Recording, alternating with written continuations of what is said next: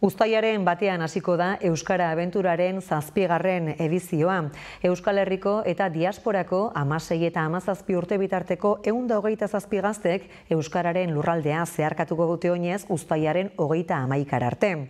Besteak beste, Euskara batua eta euskalkiak, emakumea eta kirola eta utopia izango dira euskaratik eta euskaraz 400 kilometrotan zehar landuko dituzten edukiak.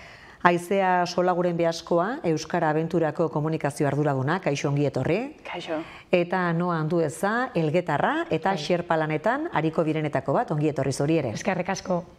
Bi osagai batzen ditu Euskara Abentura espedizioak, euskararekiko maitasuna noski, eta rutak etzal. Nola deskribatuko zenukete? Nik esango nuke abentura izugarri bat dala.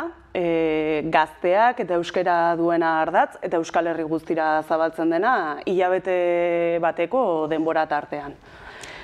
Zuk Noa, duela 3 urte parte hartu zenuen gazte moduan, ez da? Ze oroitzapen duzu ordutik? Oso oroitzapen honak dauzkat. Batez benik esango nagoen Euskara Abentura dela gauza gutxikin asko, ez? Azkenean, irtetzeza zure etxetik motxila batekin, bi kamisetekin, bi prakekin, eta kriston hilabetia pasatzen dozu, kriston jentia ezagutzen dozu, eta lagun oso onak itzen dituzula Euskal Herri osotik. Motxila txikia soinean, baina bete-bete etortzen zarete, ez da, handik bueltan. Tira, 2015ko udan Euskal Diasporaren Boizeko jaialdian nola sortu zen proiektua? Hor bertan kointzitu zuten, hainbat Euskal Herritarrek besteren artean bi gauza zituztena komunean, bat, rutak etzalen parte hartutako gazteak ziran, eta beste aldetikan euskararekiko maitasuna, bukazio bat, eta batez ere kezka bat, ez? Euskarak Euskal Herrian zekan bai hiztuna, mintzaira, erabilera beraren mugapen bat ikusten zutelako, eta argizekaten espedizioak eta rutak etzalen bizitakoak ekarpen izugarri bat egin ziezaiokela egoera hori, euskararen eta gazteen eraldatze horretan, eta hortikan hasi zen proiektua. 2015ean batu ziren haietatikan, 2-3 urtetako sukaldeko lanearen ostean, 2018an egin zuten aurrenekoz, eta gaur arte. Hori da, ez da?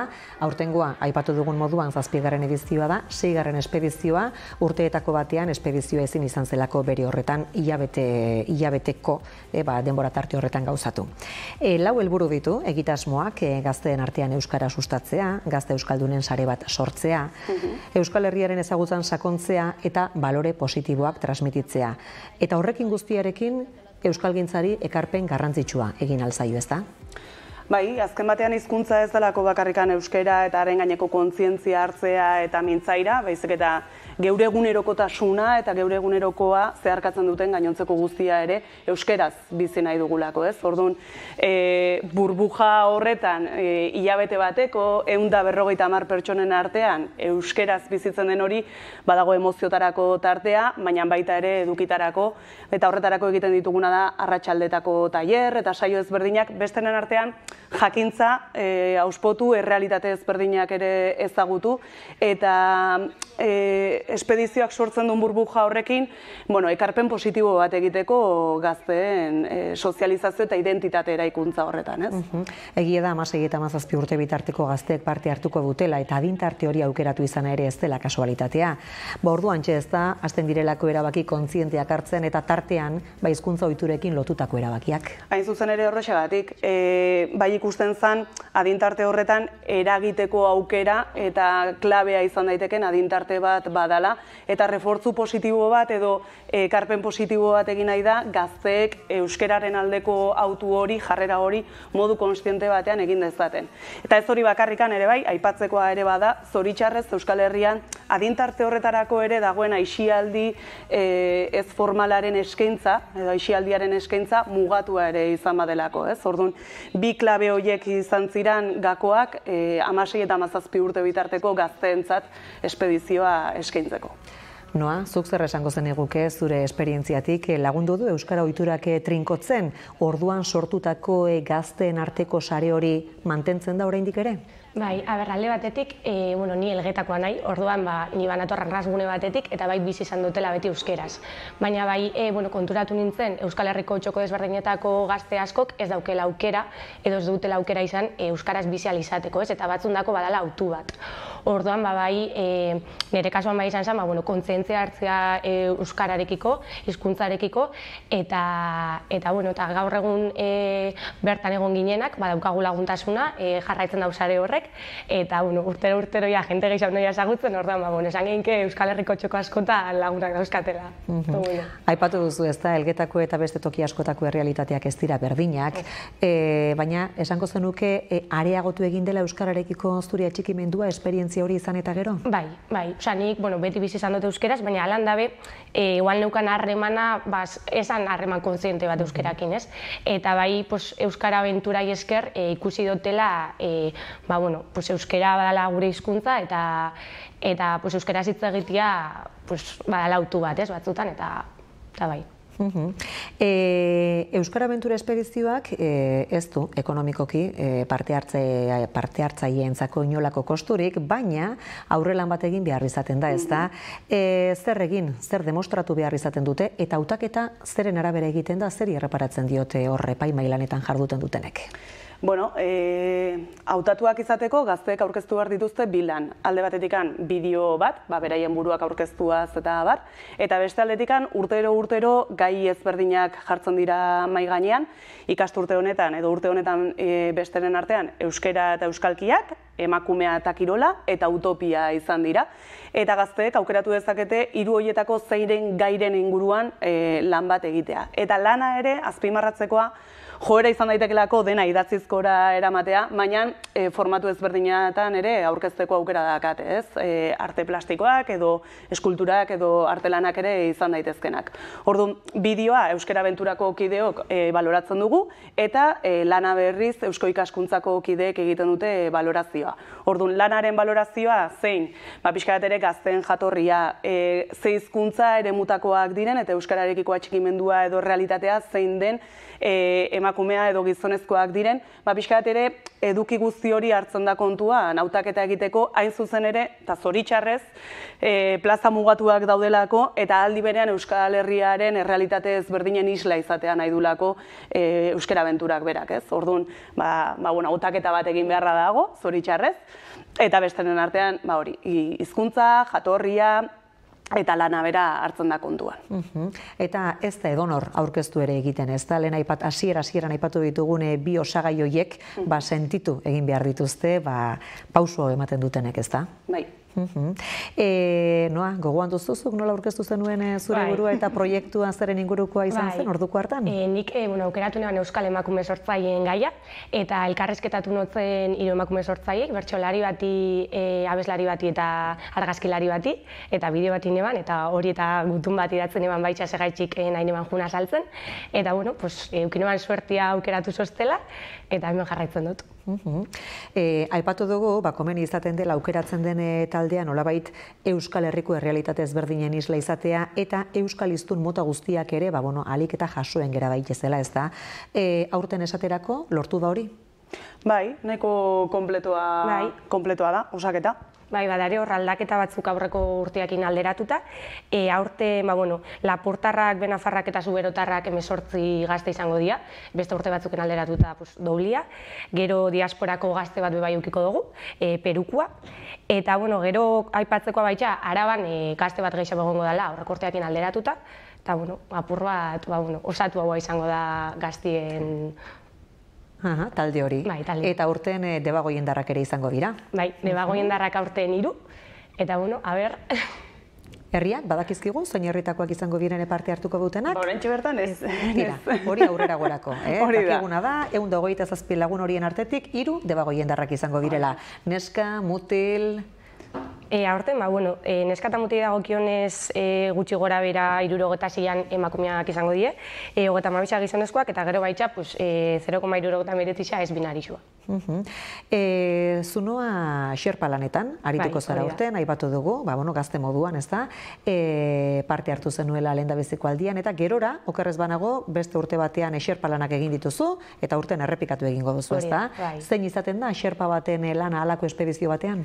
Ez da erresa izaten batzutan, baina 13-12 pertsonako talde bat eramango dut, apur bat talde horren arduraduna izango naiz, eta bai, azkenean 150 pertsona izan da, antolatzen gataldeka, eta salduko dugu batera, bazkalduko dugu batera, falduko dugu batera, eta apur bat, bai, abete horretan zehar, euren erreferente puntua izango naiz, edo, apur bat, aitatxo eta matxo. Hori da ez da, uztailaren batetik 31 bitartean egingo da, atarratzetik abiatuta, Donejako bideak jarraituz, konta iguzuen nondik nora ibiliko zarete, oinez egingo duzue guztia? Bai, aurten berrikuntza oin arte izan da beti mauletik hasi dela, eta aurten atarratzetik hasiko ga egun bat gehiago egon da iparralden, eta isa dana 400 kilometro edo itzen dia oinezian, eta bestia autobusan eta trenian, baina bai, bestela dana oinezian, eta 7 probintziak zeharkatuko ditugu oinezian, eta ber, zelan. Goizero, etapa bat egingo duzue hortaz, baina horren ondoren, arratsaldeetan eduki ezberdinak landuko dira, zaudeten tokiaren araberakoak eta beti ere euskara eta euskal kultura eta historiarekin nolabaiteko zerikusia dutenak. Aurtengo egitarauak zer jasotzen du? Zer prestatu duzu aurtengorako? Dena ez dugu iragarriko, besteren artean ere ez ustekoak egotea nahi dugulako gazteentzat.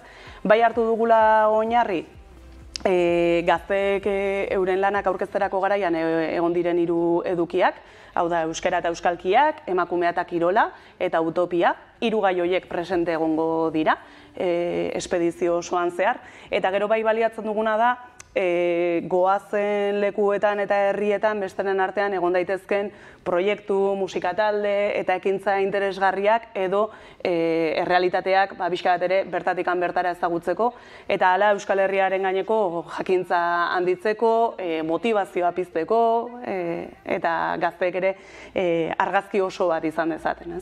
Hilabete intentsua izango da. Bai.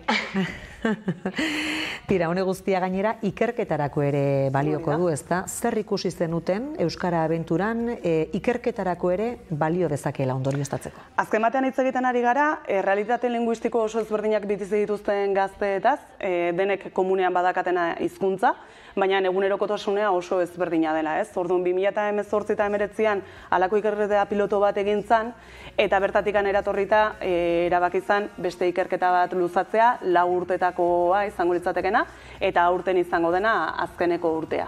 Eta besteren artean hor hizkuntza mugimendua da aztertu nahi dena gazteen artean. Azken batean 31 egunetako bizipen hau oso intensoa dena gazte askonentzat badalako, Noak esaten zuen bezala, ez? Bera arnasgune batetik juntzan espediziora. Aldiz badaude asko, beren egunerokotasunean euskaraz jakinda ere, ez dutenak hitz egiten edo zailtasun asko dituztenak. Orduan bada, beraien pertzepzioa, beraien konfiantza maila, adibidez ere lantzen da bertan, euskara maila zenbaterainokoa dakaten, lotxa, konplexuak horri izan daiteke, baita ere, abenturak berak zer eragin izan duen, ez abenturan irauten duen denbora tartean, baizik eta gerora, ez? Eta hori da interesgarriena azkenean.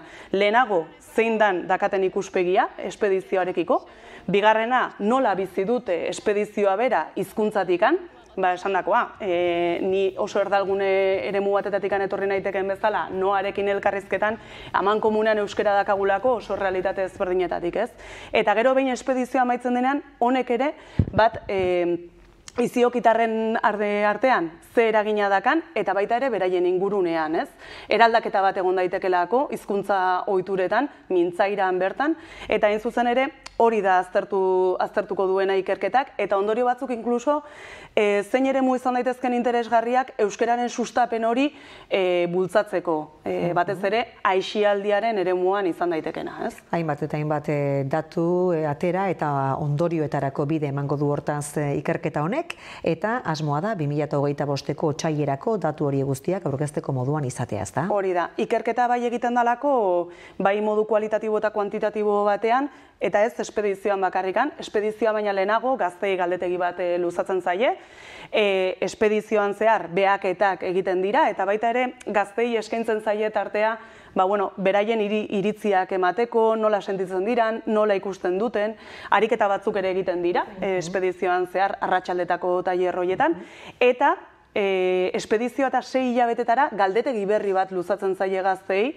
balorazio hori egiteko, ez? Espedizioaren osteko eremu horretan. Orduan, espero dezagun datorren urteko otsailerako guztia txukun izatea eta jendarteratzeko aukera edukitzea. Hori da, ezta, eta ikerketa horri begira, laugarren eta azken urtea izango da urtengoa, baina ideia da noski Euskara Abenturak jarraipena izatea. Bai. Asko geraditu dira gogoz, eta uste dugu interesgarria dela eta beharrezkoa dela etorkizuneko belaunaldiei ere esperientzia hau luzatzea. Luzerako dakago Euskara Abentura. Zuk noa, zer esango zenieke, barrutik bizi izan duzu eta? Animatzeko parte hartzera, azkenian dela bizitzan behin bakarrek bizi aldozun esperientzia bat, normala dela bilurra ukitzea, ez? Azkenian, igual zu bakarrek zoiaz eta baina aurkituko duzuna da kriston babesa, jente ona eta kriston esperientzia eta animatzeko. Tira, izea solaguren behaskoa eta noan du eza, eskertzen dizuegu bisita, ondo joan dadila, 7. edizio ere. Eskerrik asko. Mila esker.